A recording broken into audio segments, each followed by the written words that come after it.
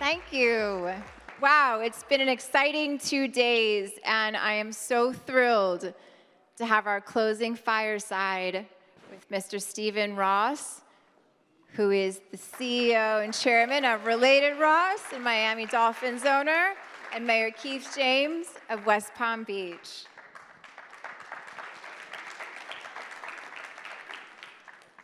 So, this has been an extraordinary 2 days because we started with a discussion about with the CEO of the Paris Olympics. This morning we had a discussion with the CEO of Autonomous Neom, who's building the first AI city in Saudi, and we get to close it now with you because it's only fitting that this is Smart City Expo USA, and we're talking about a quintessential city of West Palm Beach, against a background of Hudson Yards, which you had the vision for, Mr. Ross, the most ambitious, most expensive mixed-use development in Manhattan's history. So, Mr. Ross, tell us a little bit about your journey.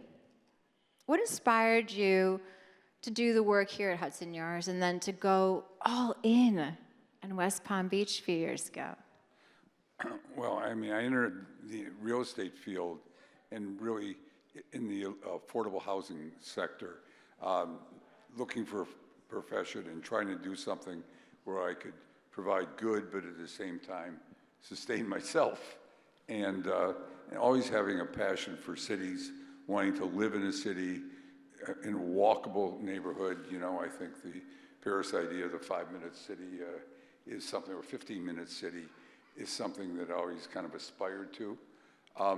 But then, you know, starting in affordable housing, then learning how to develop market rate condos, office buildings, and retail and hotels, but really then putting it together and building mixed-use projects.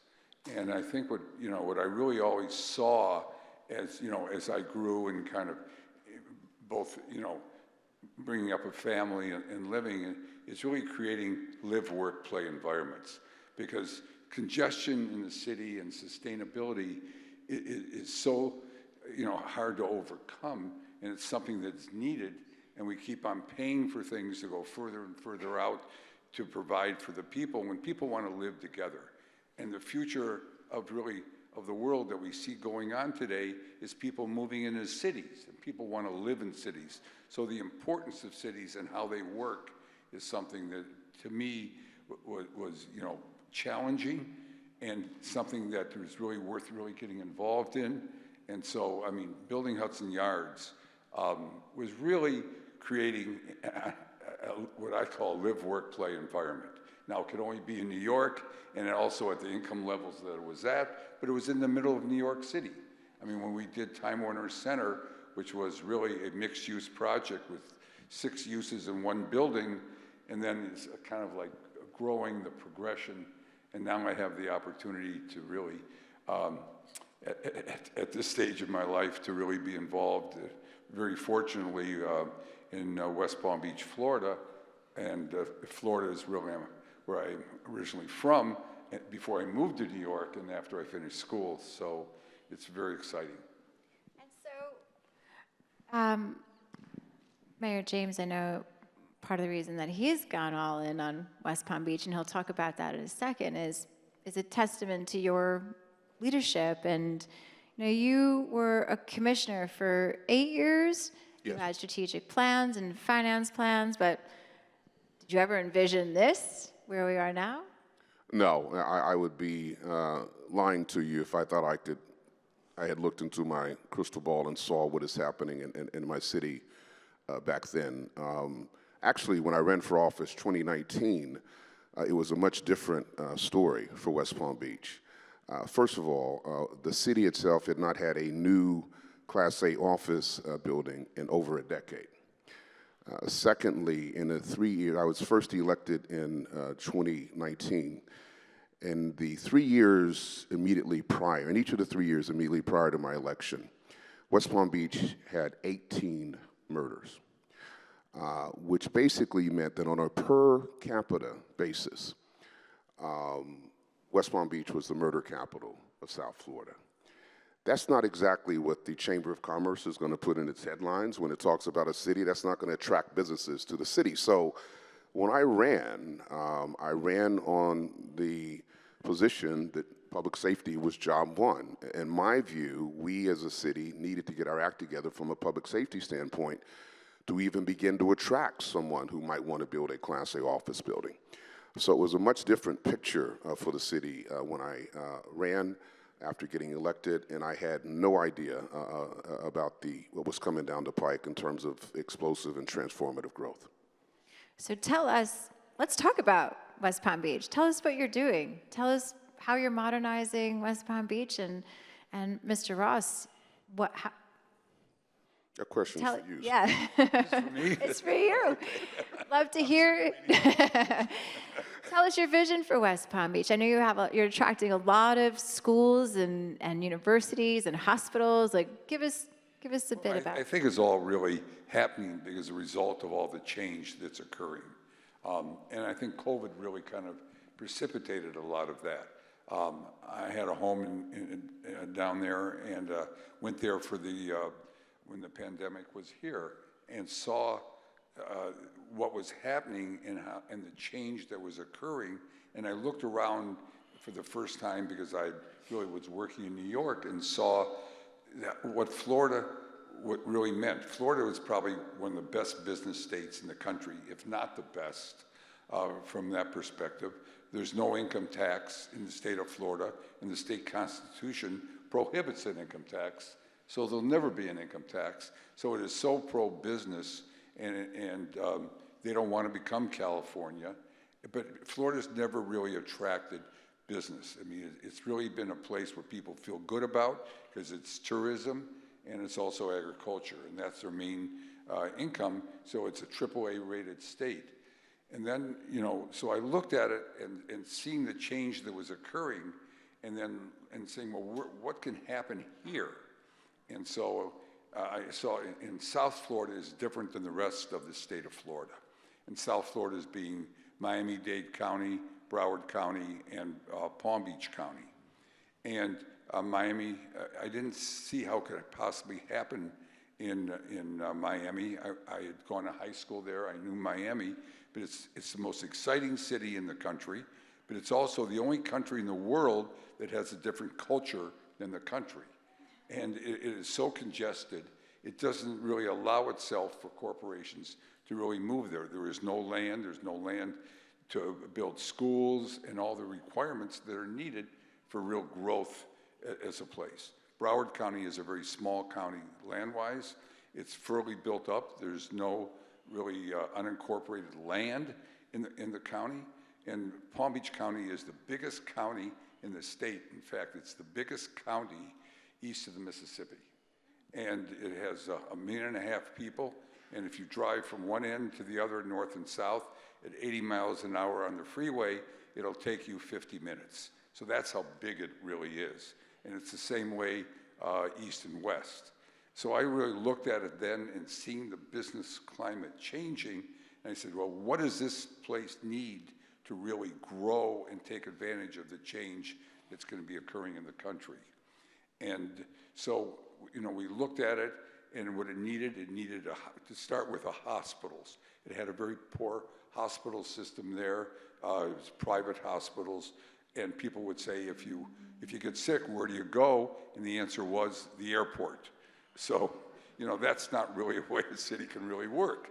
So then it also needed better educational facilities, both secondary and primary. So, we went out and we got the Cleveland Clinic to come to Palm Beach. These deals are all approved at this point. That's what we really worked on, was really the infrastructure of bringing it together. And so we got Cleveland Clinic. They're going to build a 200-bed hospital and cancer center, state-of-the-art. Norman Foster is the architect, and it's the plans are under development and fully approved. Then we needed to have a great college there with grad programs, because you can't have a great city and attract business without having a great college. So we went out and we were fortunately enough to get Vanderbilt University, top 10 school, to bring their graduate schools of business, engineering, AI, computer science, and they're going to build to start with 1,000 student school, graduate school in West Palm Beach. So we went out, we found the land, got the approvals for both of these institutions. Then we had to really focus on primary education, K through 12. So we were able to go out. That was the hardest thing to do because most schools don't really look to really great private schools, which will attract businesses, don't really, grow themselves. But we're fortunate to get a school that was a international school. They have 14 campuses around the world, and they're considered the best wherever they are. And we've got them to agree, and we're now working with them, fully approved, to come to Florida. Then we start focusing, I can go on, all these different things needed for the infrastructure, with traffic, with congestion, with cleaning the city, and selling it. So, we built the office buildings, and we're very fortunate to have a partner in the city that really wanted we had the same idea to build a city for inclusive growth and really make it a model city for this country. And very fortunate to politics, because to do anything and really even think about having a great city, it needs leadership at the top. And I should probably be quiet and let the leader really speak, and really, because he's the one who's really brought it together, allowed it to happen. And right now, I think all the comments and things being said about growth, in the future, West Palm Beach, of all places, is the leading, probably, city in the country that's really doing that. Mr. Mayor. Thank you. I think what's beautiful about what you're hearing today is you have the collaboration between me as the mayor, public sector, and a significant private sector developer, Mr. Ross, but coming together around what I think is a unified vision.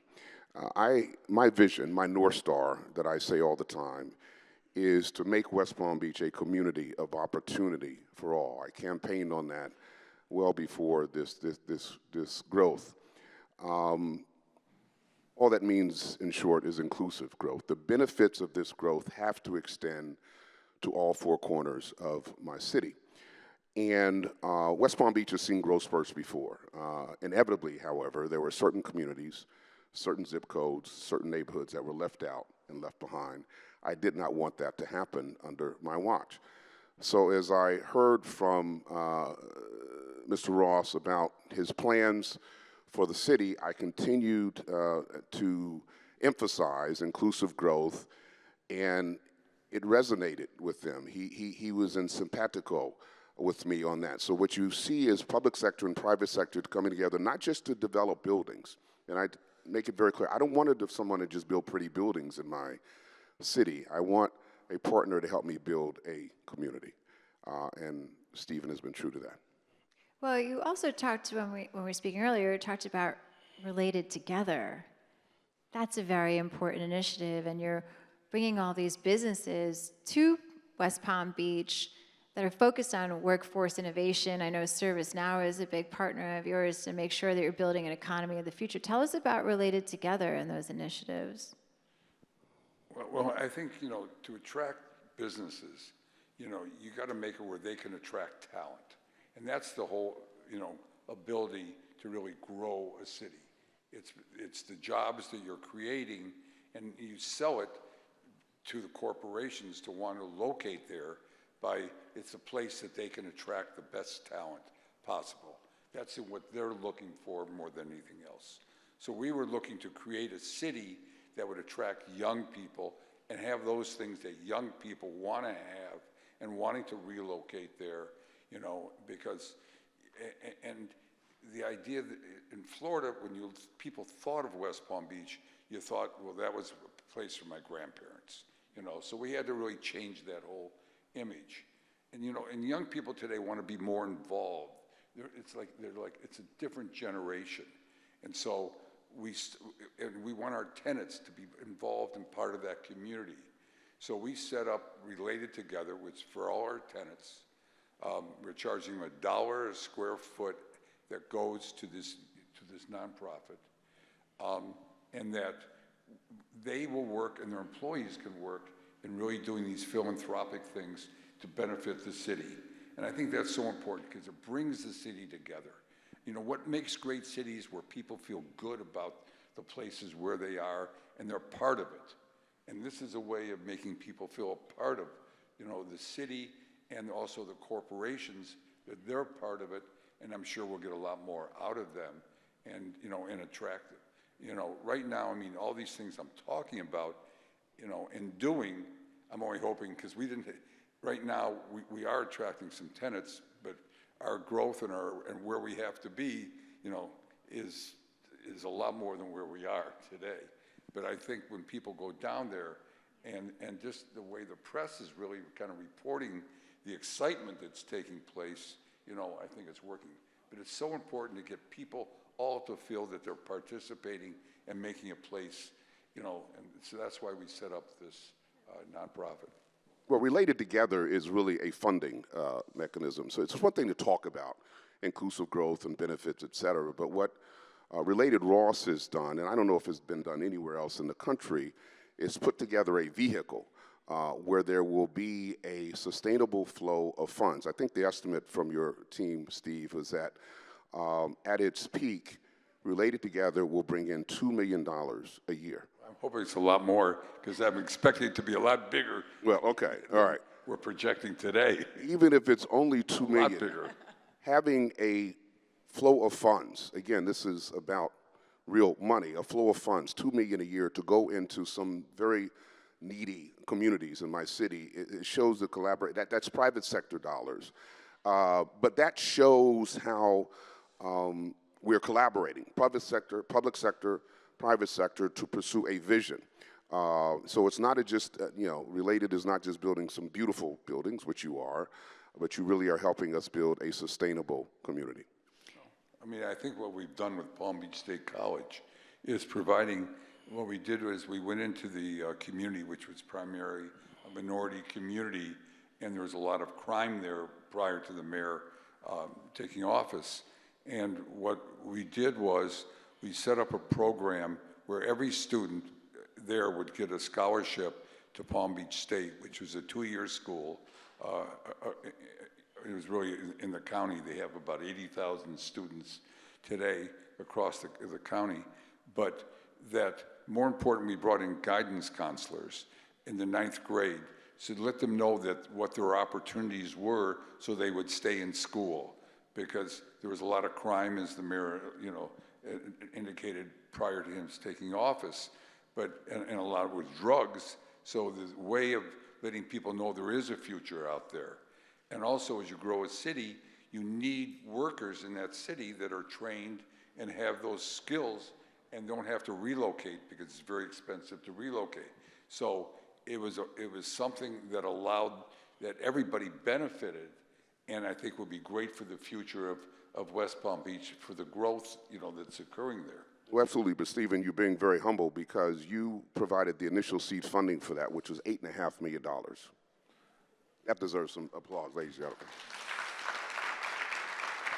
gentlemen. And what that means is, as he said, is that every graduate of a high school in West Palm Beach, and for those who don't know, West Palm Beach is a majority city. Over half of the residents are black and brown, and our schools reflect that. Every high school senior will have, at the minimum, a scholarship to Palm Beach State College, a 2-year college, thanks to Mr. Ross's generosity in the Related Together Fund. So thank you, sir. You mentioned sustainability earlier. That's from economic development. It's one part of it, but it's also the sustainability that you've been committed to for all these years. Mr. Ross, you have committed $100 million to the the Ross Center Prize. It's focused on building sustainable cities. Tell us a little bit about your commitment to sustain. Fun fact, I believe that you know every single plant and flower and everything in Hudson Yards, from what I've been told. You are so committed to I'm not sustainability. that hands-on. I'm hands-on, but not that detailed. Though I believe in it. No, I guess I'm here talking about, cities and sustainable cities. It's always been it really became my passion as I got more and more involved in my business career. And so the ability to give back and do something like that. And WRI is the largest NGO in the country in the world dealing with the environment and sustainability, natural resources.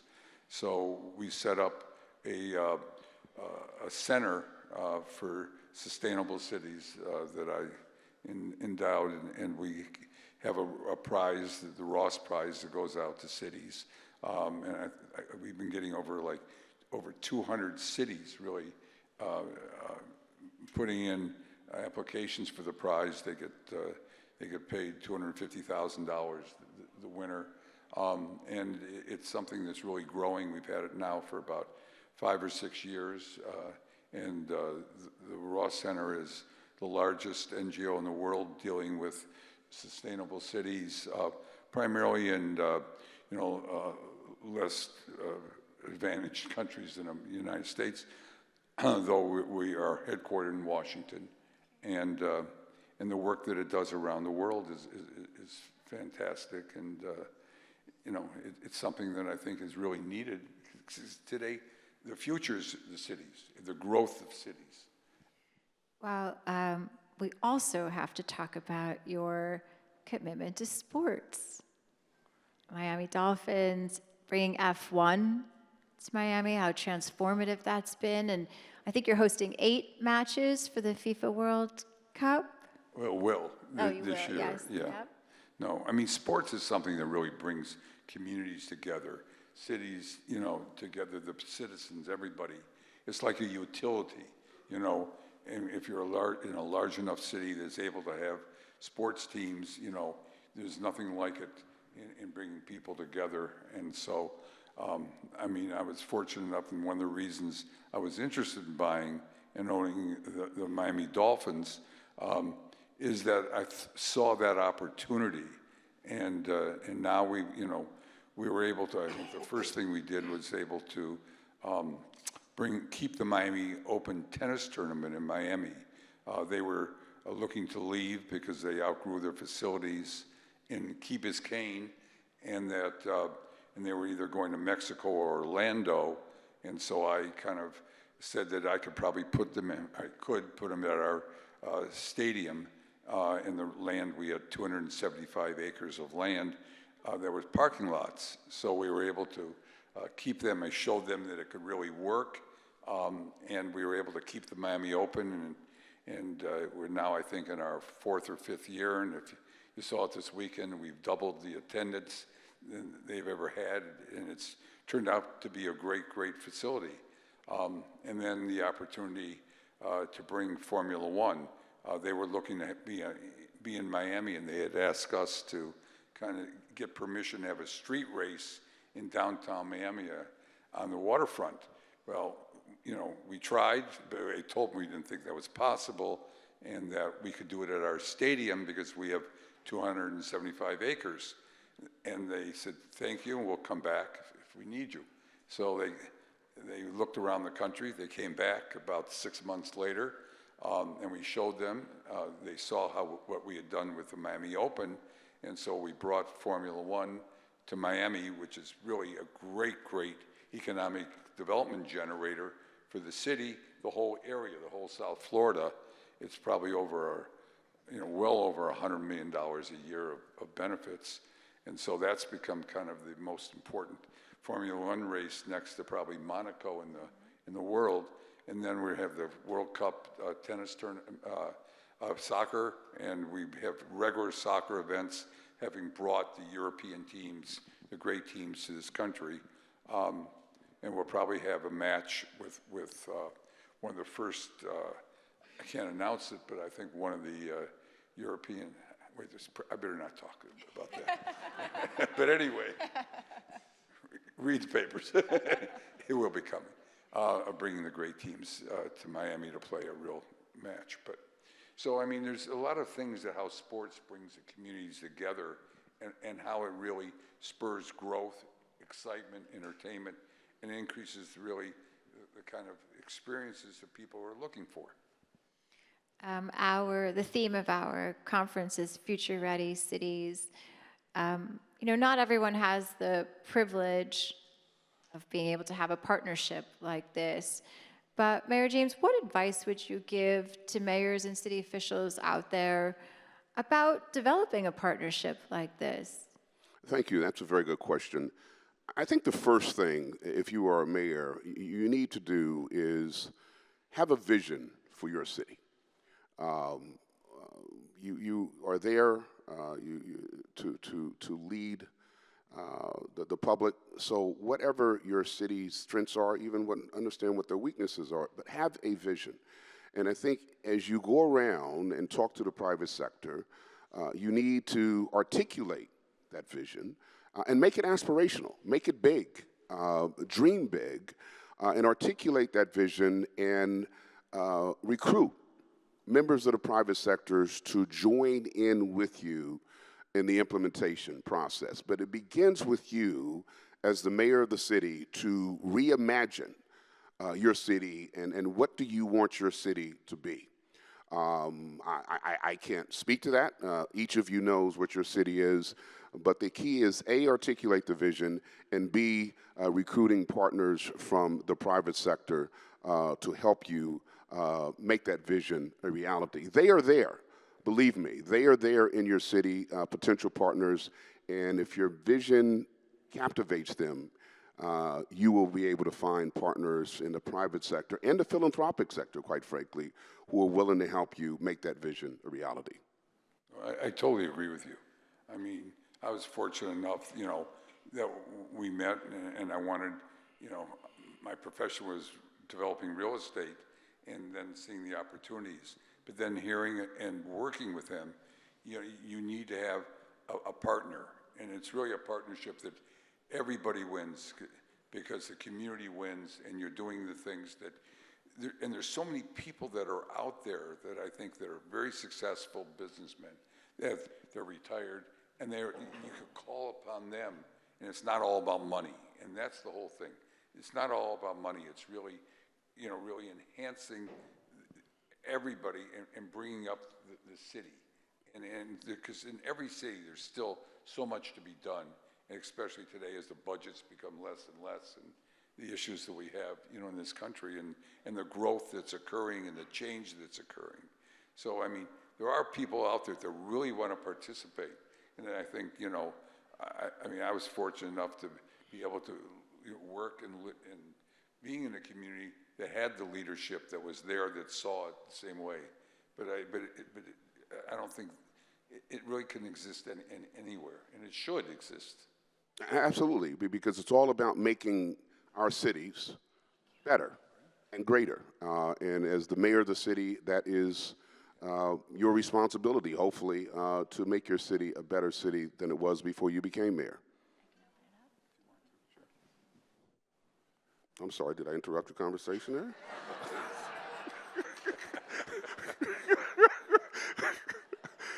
I'm sorry. No. We're ready for the next question. I apologize. I was actually asking if we could open it up to questions. Oh, and okay, I all wanted right. to be respectful and not put anyone on the spot. So would you be open to any questions from the audience? Yes, I'm fine with that. Going nowhere. We're open to one or two questions. Anyone have any questions?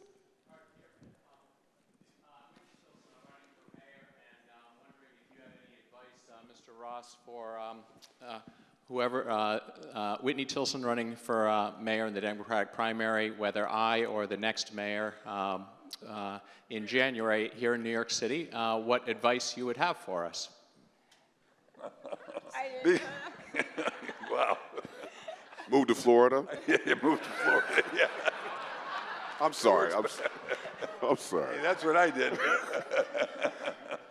I didn't say that out loud, did I? There's a lot of work to do in New York, baby. You know, I mean, advice. I mean, boy, you talk about a place that's complex and has issues today. I mean, I love New York. I think it's the greatest city in the world. You know, but I think today is to really get people involved. I mean, we have people on both sides that are so far on the opposite, and it's really the middle that people aren't really involved in the city, and you know, you're not hearing them. You're hearing from, you know, so far the left and so far the right, and it's how do you bring the people together? And I think that's what New York really needs, is really someone who can bring it together, and really. Because this is the greatest city in the world, and to see what's going on is kind of, you know, very disheartening. But I don't shy away from what I said earlier in terms of having a vision for the city.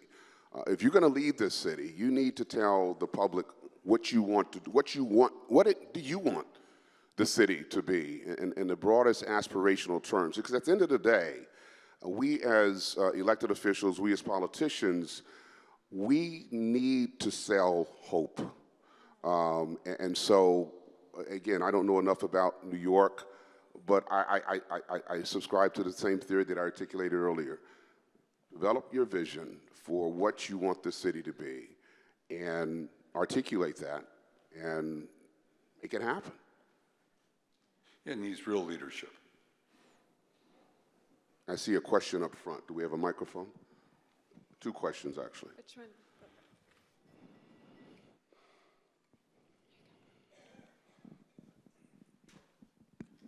Hi, my name is Sabrina Robinson Curry. I have the great city of Patterson.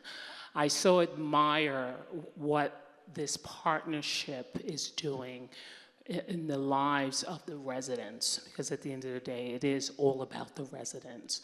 I am wondering if there is a playbook that this partnership details for cities like Patterson that do mirror some of the challenges that you have. And if you are looking for another city, Patterson is open.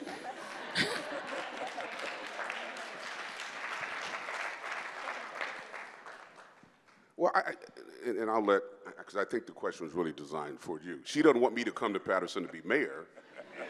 She's looking for you to. But I, again, and I don't want to beat this horse too much, but it really is whoever is leading that city. I think it's up to the political leadership to develop the relationships. And Mr. Ross said it earlier, there are probably businessmen and women in Patterson now who want to invest in a city that they want to make a better city. But I think it really is up to the political leadership to articulate a vision that resonates with them. When I had conversations with Mr. Ross very early, I stuck to my North Star about making it a community of opportunity for all. But I articulated it in a way that it made sense for him. It doesn't make sense to build these pretty buildings if you have a crumbling city, all right? And so if West Palm Beach has stayed on the same trajectory it was when I was running for office, crime rate continued to rise, murder rate continued to go up. I don't care how beautiful his buildings were, what architects he used to design them, he would not find the tenants for those buildings if I wasn't doing my job as the mayor and making it a safer, more secure city. So as you are, the leadership needs to lay the foundation. And again, I say public safety is indeed job one, but also articulate a vision that the private sector can buy into, that they will want to invest in that city because of the vision that has been laid out.